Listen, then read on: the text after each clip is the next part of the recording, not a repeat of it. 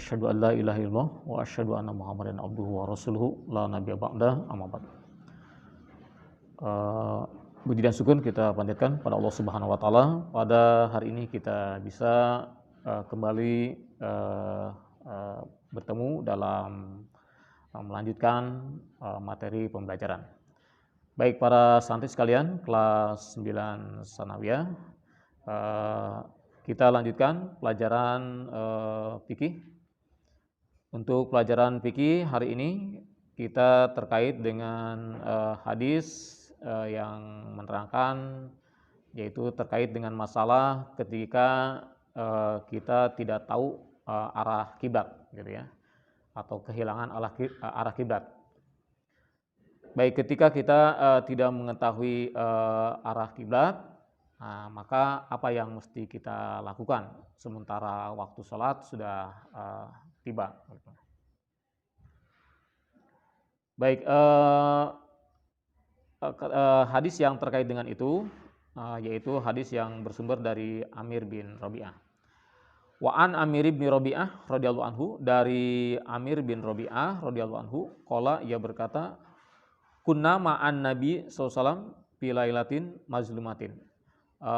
Kami pernah berada atau kami pernah bersama Nabi sallallahu alaihi wasallam, kemudian saat itu fi lailatin mazlumatin, dalam kondisi di waktu malam, gitu ya, yang sangat gelap sekali, gitu, yang sangat gelap sekali. Fa ashkalat alainal kiblatu, lalu membingungkan kepada kami arah kiblat itu, begitu ya. Ya, arti terjemah bebasnya ya kami kehilangan arah kiblat, tidak tahu kemana nih arah kiblat itu. Lalu pas solaina, gitu ya, kata Amir, pas solaina, lalu kami sholat, falam atau alati samsu ida nahnu solaina ila ghairi kiblati. Lalu kami sholat, nah ternyata setelah ketika matahari terbit, ya, ketika matahari muncul terang, ida nahnu solaina, ternyata kami waktu itu sholatnya itu ila ghairil kiblati, tidak menghadap kiblat, begitu, tidak menghadap kiblat. Nah, panazalat, lalu turunlah, yaitu ayat dari Allah Subhanahu wa taala, fa aina matuwalu fasama wajhullah. Kemana saja kalian menghadap, maka di sana ada wajah Allah. Akhrajahu Tirmidzi, hadis riwayat Imam Tirmidzi. Tapi hadis ini memang ada yang mengkritisi, ada yang menganggap dhaif. Tapi kedoifannya itu ya, yang dikritisinya itu terkait dengan asbabun nuzul ayat fa aina matuwalu. Gitu ya. Jadi ada yang mengkritisi, ya, jadi sebetulnya ayat yang menerangkan fa aina matuwalu fasama wajhullah itu turunnya tidak terkait dengan kasus ini. Ada yang mengkritisi seperti itu. Baik, pada hakikatnya ya, pada intinya hadis ini sedang menjelaskan ya bagaimana ketika kita kehilangan atau tidak tahu arah kiblat. Maka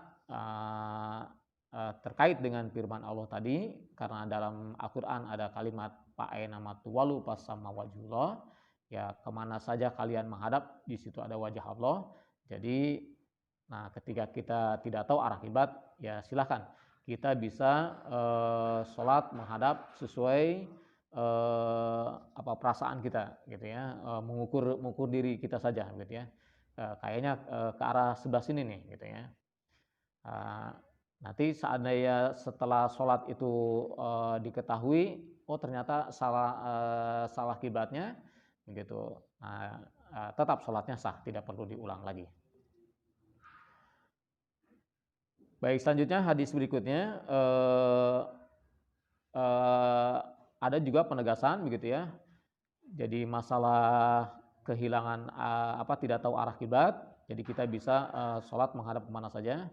Di samping sebagai dasarnya ayat Al-Quran yang tadi, yang fa aina matuwalu fasama wajhullah, kemudian juga ada ayat Al-Quran yang menegaskan seperti itu, yaitu hadis dari Abi Hurairah, ya, an Abi Hurairah, dari Abi Hurairah radhiyallahu anhu, qala Qala Rasulullah SAW, bersabda Rasulullah SAW, ma bainal masyriqi wal maghrib kiblatun, gitu ya. Apa saja yang terdapat di di arah kiblat, arah timur dan barat, kiblatun itu bisa dijadikan kiblat. Baik, jadi kata Nabi, ya timur dan barat kiblatun, ya bisa dijadikan kiblat, ya, untuk orang yang kehilangan atau tidak tahu arah kiblat itu.